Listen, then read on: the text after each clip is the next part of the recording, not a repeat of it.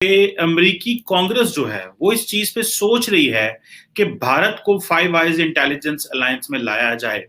वो Japan, Germany और south Korea की बात करें, लेकिन पाकिस्तान के लिए भारत की ज्यादा वैल्यू है। अब देखें कि इसमें जो आर्म्ड सर्विसेज कमेटी है, वो ये कह रही है अमेरिका की कि उनको वो ये समझते हैं कि इस बात पे डिस्कशन की जाए, क्योंकि उन्होंने जो नेशनल डिफेंस ऑथराइजेशन एक्ट जो 2022 का पास किया है और जो कमेटी में प्रपोजल आए हैं उसमें ये कहा गया है कि ये फाइंड आउट करें कि भारत की जो अहमियत है वो कितनी हो सकती है इस फाइव आइज इंटेलिजेंस अलायंस में। और बहुत सारे लोगों को जो नहीं पता कि फाइव आइज इंटेलिजेंस क्या है, उनको मैं बताता जाऊं कि फाइव आइज अलायंस जो है बेसिकली एक इंटेलिजेंस शेयरिंग अरेंजमेंट है 5 ममालिक के दरमियान, जिन्हें इंग्लिश स्पीकिंग ममालिक कहते थे, जिसमें US, UK, Canada, Australia, New Zealand थे। अब ये क्योंकि कोल्ड वॉर का माजी का आज से 50-60 साल पहले, 70 साल पहले ये एक मैकेनिज्म चल रहा था, तो उसको बेसिकली, और ये उस वक्त सिर्फ सोवियत यूनियन जो आज रशिया उसको मॉनिटर करने के लिए था और वो क्लासिफाइड इंफॉर्मेशन देते थे। अब ये है कि चाइना एक बड़े जो है वो पावर के तौर पे मर्ज हुआ है, और जो चाइना बैक कहता है कि हमें 2045 तक वो जो चीज अपनी बेसिक तब्दीलियां करनी है, ताइवान को वापस लेना और बहुत सारी बातें हैं। उस हवाले से अमेरिकन ये समझते हैं कि अगर हमने ये फाइव आइज इंटेलिजेंस अलायंस को दोबारा ना रीड किया तो शायद बहुत सारी मुश्किलात होंगी। और ये बेसिकली उन्होंने कहा है कि अब पहले रशिया था, अब चाइना भी इसमें है।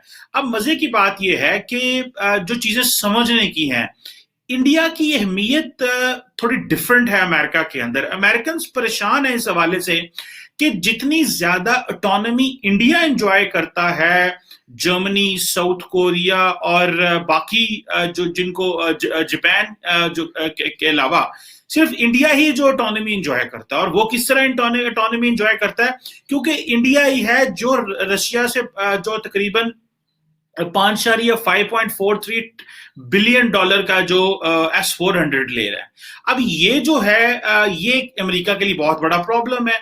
अब देखें कि जो प्रीवियस एडमिनिस्ट्रेशन थी डोनाल्ड ट्रंप की और बराक ओबामा की, उन्होंने अमेरिका के साथ उन्होंने इंडिया के साथ 3 बड़े मुआहदे, जिसे आप फाउंडेशनल डिफेंस पैक्ट्स के वो साइन किए थे, जिनमें एक logistic exchange memorandum of agreement था, फिर एक communication compatibility and security agreement था और एक basic exchange and cooperation agreement था।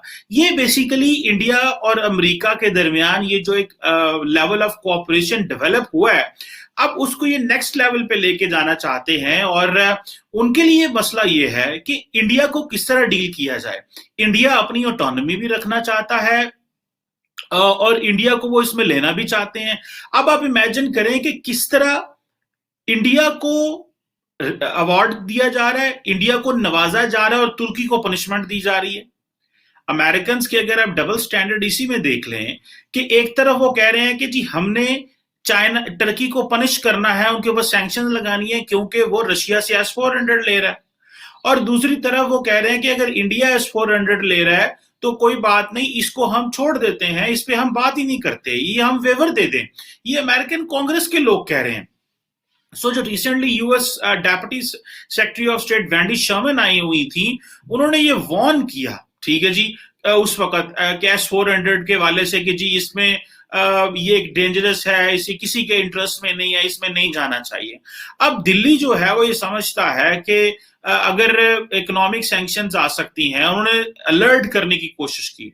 वो जो एक उनका काटसा है, countering American adversaries through sanctions act, काटसा के नाम से जो आता है, हाँ वो उसमें लगा सकते हैं। लेकिन प्रॉब्लम यह है कि बहुत सारे ऐसे यूएस सेनेटर्स हैं जो इन्फ्लुएंशियल हैं, खास करके जो इंडिया कॉकस का को चेयरमैन मार्क वार्नर हैं, जॉन क्राइन हैं, ये जो लोग हैं ये बेसिकली कह रहे हैं इसके जो कॉन्सिक्वेंसेस बड़े खतरनाक हो सकते हैं अगर इसने इस तरह किया। सो वो कह रहे हैं कि बाइडेन जो है उसको एक वेवर देना चाहिए इंडिया को। अब आप ये देखें कि ये जो इंडिया कॉकस है वो वेवर देने की बात कर रहा है और टर्की को वो पनिश करने की कोशिश कर रहे हैं। और जो वैंडी शर्मन आई थी, उन्होंने बड़े एक दरमियानी सी टोन में बात की थी S-400 के हवाले से कि इंडिया को नहीं लेना चाहिए। अच्छा, इंडिया को वो चाहते हैं कि रोल प्ले करे। मैं पहले भी काफी वीडियोस में बात कर सकूं कि एशिया पैसिफिक में जो सिक्योरिटी फैसिलिटेटर के तौर पे रोल प्ले करें और इंडियन नेवी से वो बहुत कुछ ले सकते हैं। पाकिस्तानी मीडिया से जुड़ी हुई ऐसी ही लेटेस्ट वीडियोस के लिए सब्सक्राइब कीजिए हमारे चैनल भारत स्पेशल को। जय हिंद।